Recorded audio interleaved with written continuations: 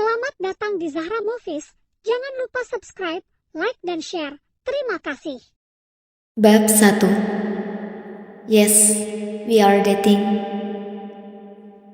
Diandra mematuk diri di cermin. Ia memandangi pantulan wajahnya, menelisik apa dirinya masih terlihat cantik. Sejenak ia merutuki diri. Apa artinya kecantikan wajah jika itu tak mampu mengikat hati dan mata suami untuk tidak berpaling dan melirik perempuan lain? Ia tersenyum sinis, menahan sakit di hati yang masih membekas hingga kini. Bahkan mungkin luka itu masih basah.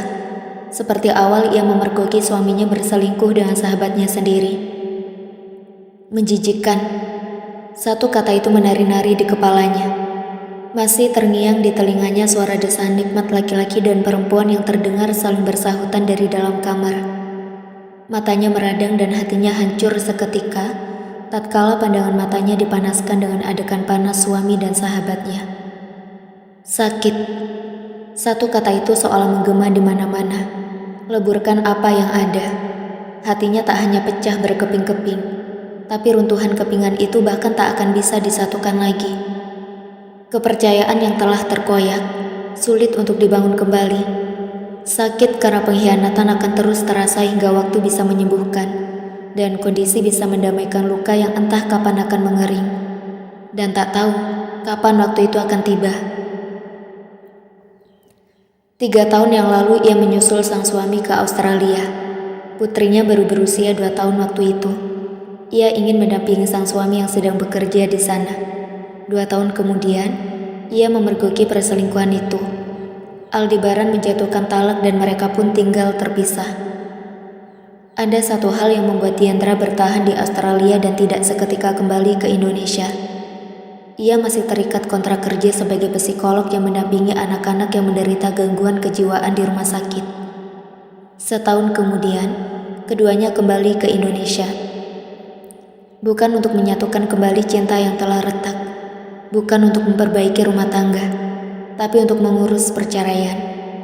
Selalu saja ada sakit yang sedemikian menggila, seolah menghunus hatinya yang terdalam setiap kali teringat suami yang terlihat baik dan romantis, tega berkhianat dengan memacari sahabatnya sendiri.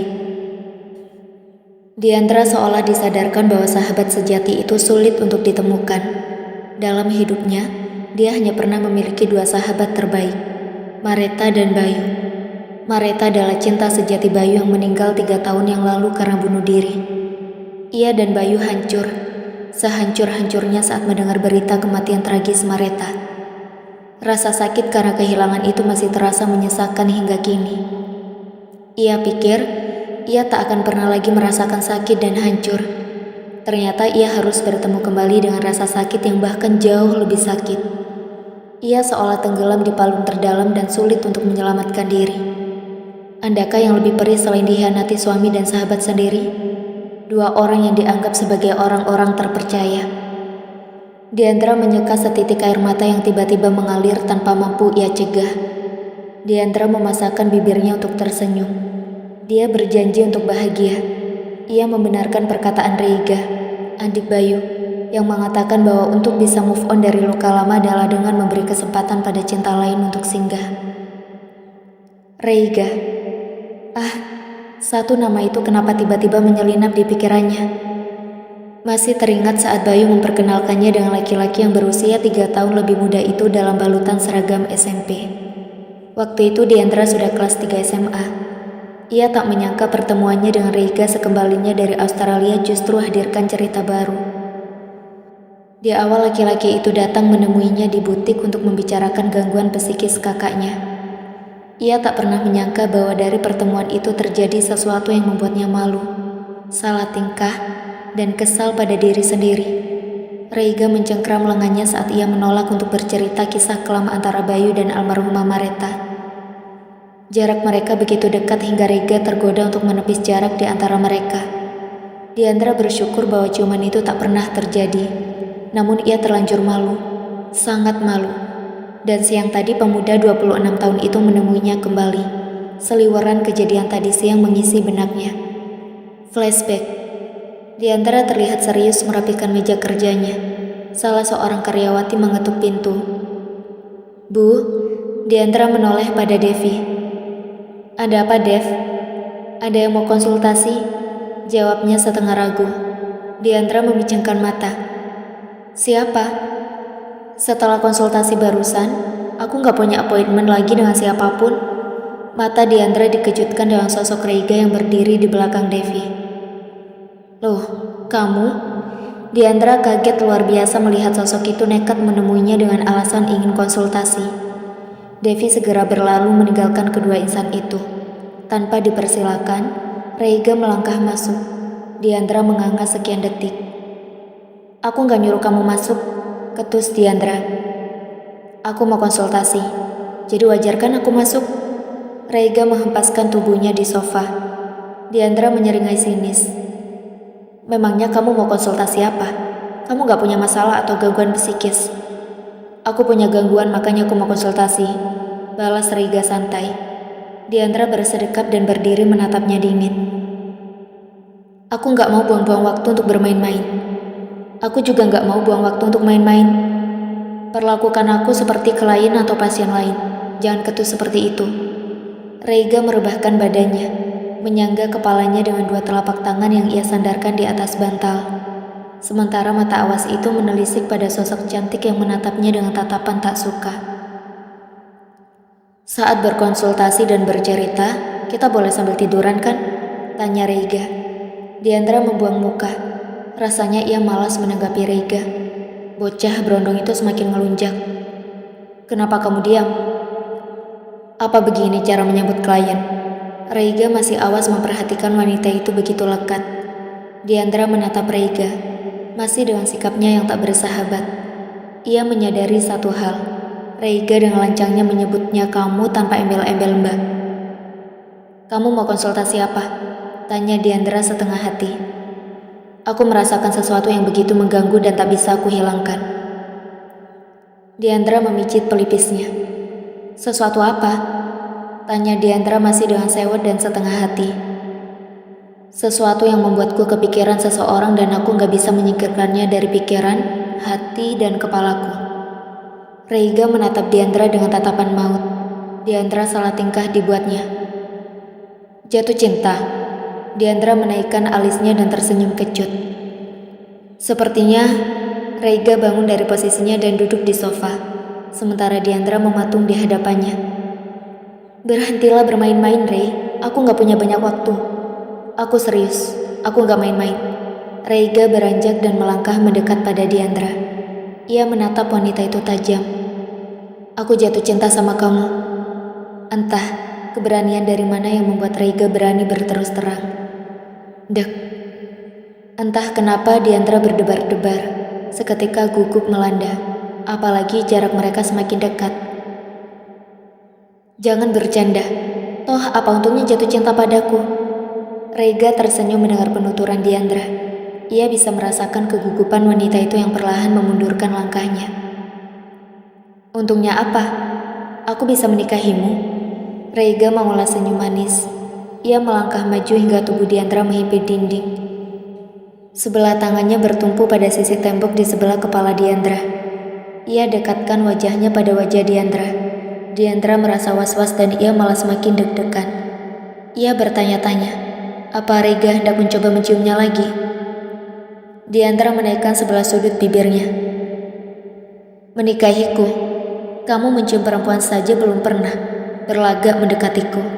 Menghimpit badanku mundur seakan kamu mau menciumku lagi. Terus kamu bilang mau menikahiku. Kamu masih bocah, gak tahu apa-apa. Dikatakan masih bocah dan tak tahu apa-apa membuat sisi kelaki-lakian Reiga bangkit. Aku masih bocah, gak tahu apa-apa. Oke, kita lihat seberapa bocahkah seorang Reiga. Reiga menelusuri pipi Diandra dengan jari-jarinya. Tatapan itu serasa membius Diandra dan membekukannya. Diandra semakin gugup kala Reiga semakin menepis jarak di antara mereka. Diandra semakin deg-degan kala Reiga semakin memperpendek jaraknya dan menatapnya lekat. Pria di hadapannya ini sebenarnya menarik di matanya dengan sikap tengilnya hari ini. Ia tak menyangka Reiga bisa bersikap seperti ini. Ia menyadari kata-katanya mungkin telah menyinggung perasaannya. Satu masalahnya, pria ini lebih muda, Lagi pula ia menilai Rega terlalu cepat jatuh cinta padanya. Rega terpaku menatap Diandra yang terlihat seperti memikirkan sesuatu. Ia bisa membaca ada kegugupan menguasai wanita cantik itu. Hembusan nafasnya yang memburu telah menyapu wajah Rega. Laki-laki itu bisa merasakan debaran yang tengah bergelora. Tentu dia tak akan melakukan sesuatu. Dia hanya ingin tahu, apa ada ketertarikan di hati Diandra untuknya. Kalau aku memang masih bocah, tentu akan kulakukan sesuatu. Menciummu, atau bahkan lebih. Aku orang yang dewasa. Dewasa itu artinya bisa memilih mana yang baik, mana yang enggak. Dan aku enggak akan melakukan sesuatu padamu. Rega menjauhkan jaraknya dari Diandra. Diandra merasa lega. Namun entah kenapa, rasa gugup itu masih mendominasi. Ia berusaha menetralkan kegugupannya. Seketika suasana hening. Kedua insan itu hanya beradu pandang, tanpa suara. Kalau sudah gak ada yang dibicarakan lagi, lebih baik kamu keluar. Diandra tak berani menatap Rega. Aku gak akan keluar, aku belum selesai ngomong, tegas Rega. Apalagi yang mau diomongin? Diandra menaikkan kedua alisnya. Kenapa kamu meragukanku? Apa karena aku lebih muda? Cuma selisih 3 tahun, gak jauh kok. Diandra bingung menjawabnya. Tatapan Rega begitu menghujam. Mata tajam itu kerap membuatnya salah tingkah. Diandra merutuki diri sendiri. Menghadapi hal-hal seperti ini harusnya bukan lagi menjadi sesuatu yang membuatnya salah tingkah seperti remaja. Entah kenapa, dia seakan membeku di hadapan Rega. Sepertinya kamu terlalu cepat jatuh cinta padaku, Rey.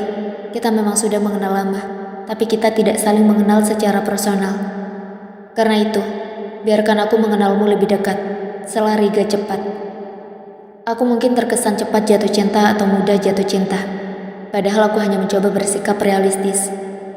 Aku pernah dijodohkan dengan Riana, tapi dia menolak. Aku bisa apa? Mungkin aku belum benar-benar jatuh cinta padanya. Aku menerima perjodohan karena aku pikir Riana wanita yang baik, dan aku gak mau mengecewakan orang tuaku. Tapi saat dia menolak, aku gak bisa memaksa. Saat Riana berbalik menerima perjodohan, aku sudah jatuh cinta sama Firda. Diandra terhenyak mendengar nama Firda. Rega meneruskan kata-katanya. Lalu ternyata Firda masih mencintai Mas Bayu. Aku gak mau egois memaksakan perasaan orang lain. Aku justru berharap Firda bisa mendampingi Mas Bayu dan menjadi motivasi untuk Mas Bayu sembuh dan lebih bahagia menjalani hidupnya. Aku gak mau menyiksa perasaanku sendiri dengan terus mencintai seseorang yang tidak mencintaiku. Dan sekarang aku jatuh cinta padamu. Kita sama-sama single. Wajar jika aku berusaha mendapatkanmu. Kecuali kalau kamu menolak dan memilih yang lain, aku akan mundur. Selama kamu belum memiliki seseorang dan belum menolakku, aku akan terus maju. Rega menatap Diandra tajam. Ada keseriusan tergambar di matanya. Diandra terdiam. Ia pikir ini terlalu cepat untuknya membuka hati. Luka lama yang ditinggalkan mantan suaminya masih terasa sakit dan belum mengering. Rasa trauma dikhianati begitu membekas. Ia butuh waktu menata hati. Aku butuh waktu menata hati, Rey. Aku rasa ini terlalu cepat. Sementara aku masih terbayang dengan pengkhianatan yang dilakukan Aldebaran. Butuh waktu untuk kembali membangun kepercayaan pada laki-laki. Apalagi aku punya seorang putri. Ketika aku siap membuka hati, maka kebahagiaan putriku di atas segalanya. Nada bicara Diandra sudah terdengar lebih tenang. Aku mengerti maksudmu. Aku bisa menunggu. Atau beri aku kesempatan untuk membuatmu dan Alia bahagia. Untuk bisa move on, kamu perlu memberi kesempatan pada cinta lain yang akan mengobati lukamu. Tapi aku gak akan memaksa. Rega menghela nafas.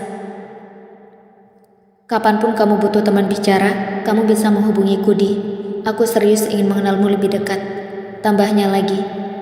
Tatapan itu terasa begitu membius. Diandra tak mau terburu-buru menilai seorang Rega. Namun agaknya ia perlu memberi kesempatan pada hatinya untuk bahagia. 3 tahun itu tidak terlalu jauh. Dengan segala yang kamu miliki, sebenarnya kamu bisa mendapatkan siapapun, Rey. Kenapa harus aku? Aku janda, punya anak 1, banyak wanita lajang yang lebih baik dari aku. Kalau aku bisa mendapatkan siapapun, harusnya aku bisa mendapatkanmu kan? Atau begini saja, Selama 6 bulan, anggaplah aku sebagai kekasihmu, dan aku akan menganggapmu sebagai kekasihku. Setelah jangka waktu 6 bulan, keputusan ada di tanganmu, mau lanjut atau tidak. Jadikan 6 bulan itu untuk mengenalku lebih dekat sekaligus mempertimbangkan baik-baik. Apa kamu menerimaku atau tidak? Rega bicara dengan tenangnya, sementara Diandra melunggu seketika. Maksudmu, kita pura-pura pacaran? Diandra memicingkan matanya. Bisa dibilang begitu, meski pura-pura, aku akan berusaha yang terbaik. Rega mengulas senyum. Diandra menghembuskan nafas. Ini terdengar konyol olehnya, namun entah kenapa, Diandra tertantang untuk mencobanya. Baiklah, balas Diandra. Diandra mengerjap. Kini ia mempertanyakan kembali keputusan konyolnya. Berpura-pura pacaran? Astaga, sesaat ia lupa pada statusnya sebagai single parent dengan seorang putri berusia 5 tahun dan saat ini dia 29 tahun. Bagaimana mungkin ia memutuskan sesuatu yang terdengar kekanakan? Rasanya ia perlu menimbangkan kembali keputusannya. Mungkin saja ia begitu emosional hingga memutuskan sesuatu tanpa berpikir panjang. Bagaimana bisa ia berpura-pura pacaran dan mencintai seseorang? Smartphone-nya berbunyi. Ada panggilan dari Rega. Assalamualaikum. Waalaikumsalam sayang. Kamu lagi apa? Diandra terbelalak mendengar panggilan sayang dari Rega. Terdengar aneh. Kenapa kamu manggil aku sayang? Kamu lupa, hari ini kita resmi pacaran. Kita sedang berpura-pura, Ri. Diandra melangkah keluar menuju balkon. Ia amati mega malam yang terlihat kelam. Jadikan kepura-puraan ini lebih istimewa dengan panggilan sayang. Bagaimana? Diandra memijit pelipisnya. Bukankah ini kekanakan? Alay, kita bukan remaja. Bapak ibuku saling manggil sayang. Mereka bukan remaja, itu jelas. Apa itu alay? Enggak kan? Diandra menyadari satu hal. Rega ini jago ngeles. Yang benar saja, Rey, ini aneh. Ayolah Di, jangan terlalu sepaneng. Nikmati hidup ini. Selama 6 bulan bersikaplah seolah-olah kamu benar-benar kekasihku. Setelah itu kamu bebas membuat keputusan. Diandra menyela rambutnya ke belakang. Bagaimana dengan perasaanmu? Resiko terberat dari jatuh cinta adalah patah hati, dan aku siap. Hening. Sayang, entah kenapa panggilan sayang itu sekarang terdengar lebih menyejukkan. Ya, I love you. Nyes. Diandra terdiam. Bibirnya terkatup. Berondong manis itu bisa juga membuatnya baper. Kenapa diam? Diandra menghela nafas. Gak apa-apa. Kamu udah makan? Udah. Kamu? Udah juga. Gak enak makan sendiri. Makan sendiri? Gak makan sama Bayu. Mas Bayu lagi di Bandung. Dia dan Firda mau menikah di sana. Nanti kita datang ke sana ya. Mau kan? Diandra tersenyum mendengar kabar bahagia itu. Dia berharap Firda mampu menjadi pendamping hidup Bayu yang setia dan membantunya untuk benar-benar sembuh dari gangguan halusinasi dan delusi serta anxiety disordernya. Iya, insya Allah Ri, aku senang dengarnya. Aku sayang kamu Di. Kenapa kamu gombalin aku terus? Aku serius. Senyap. Bisa nggak sekali ini saja kamu bilang kamu sayang aku? Pura-pura juga gak apa-apa. Diandra terkekeh. Bagaimana aku bisa berpura-pura? Ayolah, sekali ini saja membuatku senang. Diandra menghembuskan nafas. Aku sayang kamu. Alhamdulillah. Kini Diandra merutuki dirinya sendiri yang terbawa oleh permainannya sendiri. Dia tersipu. Ya udah, kamu tidur Gi. Udah malam. Jangan dibiasakan bergadang. Baik, kamu juga ya, tidur. Iya. Have a nice dream ya sayang. Muah. Tut tut tut. Diandra tertawa kecil. Ia merasa seperti kembali ke masa remaja. Sungguh, ia masih belum mengerti kenapa ia bisa terjebak dalam permainan yang begitu kekanakan ini. Namun setidaknya, malam ini ia bisa tidur lelap dengan suasana hati yang lebih baik dari hari kemarin.